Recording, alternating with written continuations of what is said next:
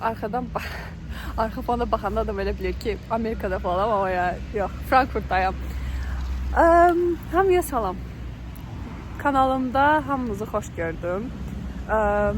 6 aydır heç bir video çəkmirəm. Yəni dəqiq baxdım, ya bu videonu çəkməzdən əvvəlki axırıncı mən haçan video çəkmişəm və gördüm ki, 6 ay əvvəl olub. Bu 6 ayda çox şeylər dəyişib. Həqiqətən o qədər böyük necə deyim, köklü dəyişikliklər olub ki, danış bitməz. Bunları mən bir video çatdıra bilmərəm heç detallı danışsam. Ona görə də bu qərara gəldim ki, mən artıq yavaş-yavaş YouTube-a davam eləyim və bu video ilə də ki, bu 6 ayda nə olub, nə bitib belə qısaca hər şeydən biraz belə ortaya bir şeylər qatıb danışacağam. Amma sonraki həftələrdə, günlərdə və yaxud da onlar hər bir məsələnin üstündə detallıca gedib sizə sizlə öz düşüncələrimi bölüşəcəm. Danışmağı unutmuşam biraz həqiqətən, çünki yəni hətta videonu açmazdan əvvəl biraz həyəcanlıydım. Deyirəm ki, necə danışacağam. Normalde heç bu qədər olmaz da. Neyse, amma öz-özünə davam eləyir. Yəni adam istər-istəməz əvvəlki ana dilimdə nə də olsa dəyişirsən, yəni nəysə, default rejimə keçirsən də. Deməli, bu müddət ərzində, yəni axırıncı dəfə videonu, bilmirəm 6 ay bundan əvvəl nə qədər eləyir? 3-cü ay falan da, nəsə də deyək ki, mart-apreldə çəkmişəmsə, o videoda mən hələ tezisimin üstündə işləyirdim və təzə başlamışdım deyə bilərəm. Daha çox deyəsən literature review eləyirdim ki, baxın, nəsə də mövzunu tapmışdım və mövzunun artıq üstündə işləməyə başlamışdım da, belə deyək. Və hələ də əvvəlki iş yerimdə işləyirdim tələbə olaraq. Neysə, deməli mən həmin o aralarda, əslində həmin o videoda danışmasam da, mən ümumiyyətlə bu tip böyük məsələləri onlar həyata keçmədən danışmağı xoşlamıram da. Mən əslində işə müraciət prosesində idim və işdən intervyulara girirdim və s. Ki, mən universiteti bitirirdim. Ona görə mən full time, tam ştat bir iş tapmalıydım Almaniyada davam etdirmək üçün. Bu video ilə məni ilk dəfə izləyirsinizsə, bu arada mən Fatima, mən Almaniyada yaşayıram. Artıq 4 ildir ki, Frankfurtdayam. Burada daha çox marketing analitikası, management tipli bir magistr təhsili alırdım. Bu oktyabr ayından bəridir ki, mən demək olar ki, bitirdim təhsilimi. Demək olar ki, bitirmişəm, sadəcə hələ tezisin nəticəsini bilmirəm və s. Ona görə deyirəm ki, demək olar ki. Neysə, və bu da o deməkdir ki, mən yəni universitet vaxtınız bitəndən sonra artıq tələbə olaraq da işləyə bilmirsiniz. Normal işiniz olmalıdır gərək. Burada davam edə bilmək üçün və mən də ona görə artıq iş müraciətinə başlamışdım. Belə müraciətlər gedirdi. Yəni o belə deyim də sizə mart, aprel falan nə bilim, nəsə elə oldu ki, uzun müddətdən sonra, uzun aylardan sonra mənə axır ki müqavilə gəldi və mən işi aldım. Sonra mən işə başladım iyul ayında və paralel olaraq da tezisi yazırdım. Bu, yəni tezisimin də tez bu arada diplom işi. Onun da deadline'ı sentyabrın 30'uydu. Yəni o vaxta qədər onu verməliydim. Yəni iyulda iş başladı və mən full time işləyərək həm də tezisi davam elətdirməliydim də. İşlə bağlı biraz deyim, sonra tezisə keçərəm. İndi qısaca iş məsələsini bağlayaq hələlik. Deməli iş məsələsi alındı. Yəni çox dedikcə detallara girəcəmiş kimi gəlir.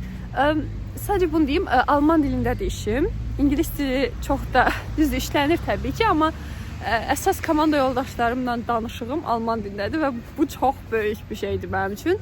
Alman dili mükəmməl deyil, yox, çıtlamıram Almancanı, amma çox irəliyə gəlmişəm. Yəni en azından belə deyim sizə, yəni bundan 6 ay, 1 il əvvəlki danışığımla indiki danışıq arasında bir 5-10% də olsa fərq var, müsbətə doğru.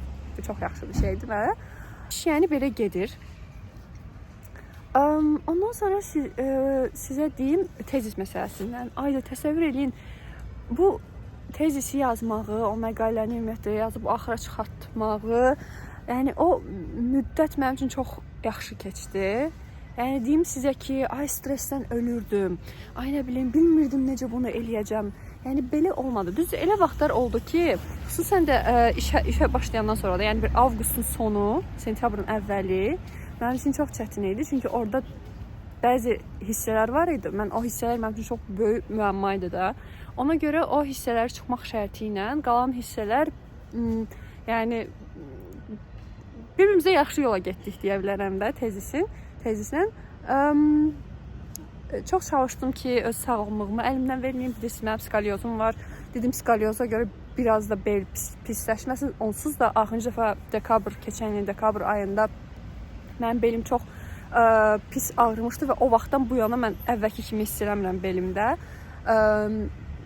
Və o vaxt alman dili imtahanına C1-ə hazırlaşırdım deyə mən o vəziyyətə gəldim. Ona görə artıq dərsimi almışdım ki, mən bu dəfə tezisə hazırlaşırdım. Bəlkə gəzə-gəzə şeydir. Artıq qərara gəlmişdim ki, mən bu dəfə tezisə vaxt ayıramda ki, tezis daha uzun bir müddətdir. Mən necəsə eləməliyəm və bu şey modunda olmamalıyam da. O belə survival modu var ya, həyatda qalmaq modu da. Yeməyi atırsan qırağa, deyirsən ki, oturum mən yuxuvu şey edirsən, yuxundan kəsirsən falan da.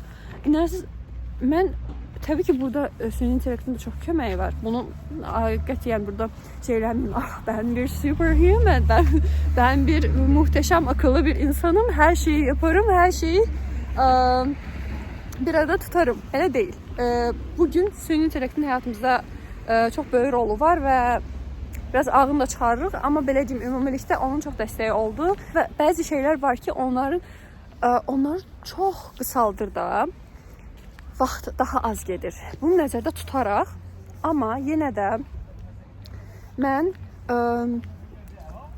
çox razı qaldım. Yəni tezis qutarandan sonra belim dəhşət vəziyyətdə deyildi, boynum dəhşət vəziyyətdə deyildi. Nə bilim, qidalanmamda bəzi son həftələr çıxmaq şərti ilə qalan vaxtlarda çox yaxşı idi. Yəni belə bildiyiniz tezislə yaxşıca qutardım və müraciəti göndərmişəm. Nəticəni hələ də gözləyirəm. Bugün sabah məsələsidir, onun nəticəsi çıxmalıdır. Mövzum da özü işimlə əlaqədar idi. Ona görə təsəvvür, yəni işə gedirsən, işlədiyin məhsulu görürsən, tezisdə üstündə işləyirsən də, yəni təbii ki, başqa rəqib məhsullar da var idi. Yəni daha sonra bazardakı məhsullar da var idi, amma çox belə xoş idi, yəni eyni bir bubble'ın içərisində qalmaq, yəni farma, əczaçılıq bubble'nın içərisində qalmaq adam zehni olaraq da adama kömək olurdu. Amma bir bilsəz, yəni mənim üçün çətin olan vaxtlarda olurdu. Məsələn, gəlirdim evə, desən ki, işə getmirsən, alman dilini danışmısan, gəlirsən evə, yemək hazırlamalısan. Hələ bir üstəlik deyirsən ki, biraz bəlkə şey deyim, tezisədə baxa bilmirsən. Yəni bunları eləyə bilmirdim. Ancaq həftə sonları. Bu arada bütün bunların paralelində, bunu da mən heç yerdə bu barədə danışmaya çalışdım. Yəni nə də olsa mənim şəxsi bir şeyim də deyildi. Mən elə bir bilirsiniz də, mənim qardaşım Almaniyadaydı da. Hətta o ilk dəfə Almaniyaya gələndə biz video çəkmişdik bir yerdə. Bu kanalda hələ də qalıb. Nəysə, elə oldu ki, Rəşad elə bir 2 il burada oxuyandan sonra əskərliyə görə qayıtdı. Magistr oxuyurdu burada bu arada. Təhsilindən razı deyildi və bu qərara gəldi və bir tərəfdən də əskərlik sıxırdı. Ki bu beynin bir ucuna qalıb ki, mən əskərliyim hələ qalıb da. Nəysə, Rəşad bu qərara gəldi ki, 2 ildən sonra getsin, qayıtsın Azərbaycana və əskərliyini bitirsin. Ondan sonra da qayıdar və Almaniyada yenidən bakalavra müraciət eləyər bu dəfə. Və bu planın tam belə rahat formada işləməyi üçün mən onun üçün elə bil buradan müraciət eləməli idim. Yəni Almaniyada müraciətlər adətən may, iyun, iyul aylarında olur və mən onun üçün elə bil fənlər yoxdur, ixtisaslar seçmişdim və onlara müraciət eləməli idim. Yəni bilirsiniz, research, yəni normal bu müraciət prosesi nə olursa, Onu mən elədim. Təsəvvür edin ki, mən heç özümə belə müraciəti özüm eləməmişəm. Öz qardaşım üçün özüm elədim. Şeydir və yaxşı keçdi, yaxşı oldu.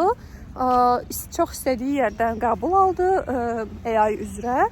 Bu arada bu məsələdə bu müraciətlər vaxtı Rəşadın dostu İsmail Gildə çox dəstək oldular. Yəni məsələn mən suallarım olanda birbaşa onlara verə bilirdim. Bu da çox yaxşı idi. Universitet seçimlərində də çox kömək oldular. Bunlar da sağ olsunlar. Bayaq videonun üstündən keçə-keçə indi yolda gələ-gələ baxıram, gördüm ki, bu haqda danışmışam, ona görə əlavə edeyim dedim. Bizə çox narahat değildim müraciətə görə. Çünki istərseniz burada olandan sonra adam siz necə olursunuz? Sənəddən üstündə işləyirsən də məsələn də, nəysə form doldurursan məsələn. Deyirdim ki, əşi, buna nəsə heç nə deməzlər. Bunu mən bu cür yazıram, getdi. Mən belə deyirəm, siz mənim okeydir. Yəni şey olmaz. Amma məsələn yadıma gəlir ki, mən o vaxtı bənzər belə formlar falan olanda, Azərbaycanda olanda mən beynimdə bir suallar, ayda birdən bunu qəbul etməzlər. Bir də nəfəs alım. Birdən bunu qəbul etməzlər almanlar. Ay birdən bunu səhv yazaram. Ay birdən buna görə mənə qəbul gəlməz. İndi təsəvvür eləyin. Okey deyibsə göndərin. Bir dəfə yoxlayıb keçməklə də yəni. Halbuki o vaxtı kiməsə yoxlatdırırdın, aynen beğenirdin. Rəşadın məsələsi alındı. Alınsa Rəşadla özü ilə də onun təhsili üzərinə video çəkə bilərik. Amma dediyim kimi bu Rəşadın özünə aid bir şeydir deyə özü uyğun görərsə belə bir şey eləyərik. Amma dərslər bilirsə burada ümumiyyətlə bakalavr oxumaq çox çətindir. Ona görə belə çox da vaxt yoxdur. Yəni belə. Təzə mənə qaydaq. Yəni bir də bu məsələ var idi. Çarxın bir ucunda. Köçmək məsələsindən indi sizə danışım biraz. Deməli köçməyim, mən deməli bilirsiniz ki, martın aprelin 1-i bir evə köçmüşdüm. Çox qəşəng ev idi. Bahalı bir ev, amma tələbə yataqxanasında. Təbii ki, tələbə yataqxanası adı üstündə tələbə yataqxanası. Sən tələbəlik statusunu itirən kimi oradan çıxmalısan. Və mən də məcbur çıxdım və sentyabrın 30-u idi çıxış vaxtım. Və ondan sonraki qabaqda olan 2 aylıq müddət çox sağ olsun, çox yaxın dostum Frankfurtda olmayacaqdı həmin müddət ərzində. Ona görə mənə öz evinin açarlarını verdi. Dedi ki, sən orada get qal və mən qayıdandan sonra o vaxta qədər sən artıq evdə tapmış olarsan. Nəysə, mən də indi bildiyiniz bu dəqiqə hal-hazırda indiki zamana geri gəlib çatsaq, yəni ev axtarmaq şeyindən keçirəm, qalmaqalının içindən keçirəm. Bununla da bağlı sonra detalları öyrəndiklərimi ümid edirəm ev taparam, ondan sonra bölüşərəm. Belə, yəni indi bu dəqiqə budur. Başqa da ki, heç nə. Məncə hamısını dedim. Yəni mental sağlamlıq ümumi götürsək yaxşı vəziyyətdədir. Sadəcə ev yoxdur deyə bu dəqiqə biraz havadaymışam kimi hiss edirəm. Yəni bir rahat deyilsən tam olaraq. Ağlımın bir ucunda qalıb da bir açıq tapşırıq kimi, tamamlanmamış tapşırıq kimi. Ondan başqa amma idmana davam edirəm hələ də. Ümumiyyətlə tezisin vaxtında da idmana davam edirdim. O cəhətdən də proud of myself. Təbii ki daha az getdim amma saxladım. Yoga da özü üçün davam edir. Belə. Siz necəsiz? Özünüzə yaxşı baxa bildinizmi bu 6 ay ərzində? Öz qeydinizə qaldınızmı? O işləri həll edə bildinizmi? Evləri tapdınızmı? Nə bilim, məktəbləri bitirdinizmi? İmtahanları yazdınızmı? Bilmirəm, daha görürsünüz ki, feillərimdə səhvlər olur. Bu da başqa məsələdir. Yəni, dillər beyində qarma-qarışıq vəziyyətdə. Özünüzə yaxşı baxın. Bir də sonuncu olaraq bunu deyim ki, bu dəfə nəyə görə dəqiq bilin ki, bundan sonra daha çox video çəkəcəm. Ən azından qabaqdakı 1-2 ay üçün deyə bilərəm ki, daha çox video çəkəcəm. Çünki YouTube mənə xəbər göndərib ki, siz əgər qabağımızdakı 30 gün ərzində videolarınızı yenidən çəkməsəz falan, sizi ödəniş var, yəni konfigurasiyası ki var sənin profilində, o təzədən silinəcək də, belə deyim. Və sən hər şeyi təzədən başlamalısan da. Ona görə deyirəm, məni bu sosial mediaya gətirsə, yəni belə bu tip məcburiyyətlər gətirər də. Amma yox, çox zövq alıram əslində, sadəcə dediyim kimi də. Bütün bunlar gedən zaman çox çətindir. Əli və kamera alıb bir də orada danışmaq da. Yəni çox maraqlıdır, başqaları necə eləyir. Hər bir insan fərqlidir. Belə, özünüzə yaxşı baxın. Növbəti videolarda görüşənədək.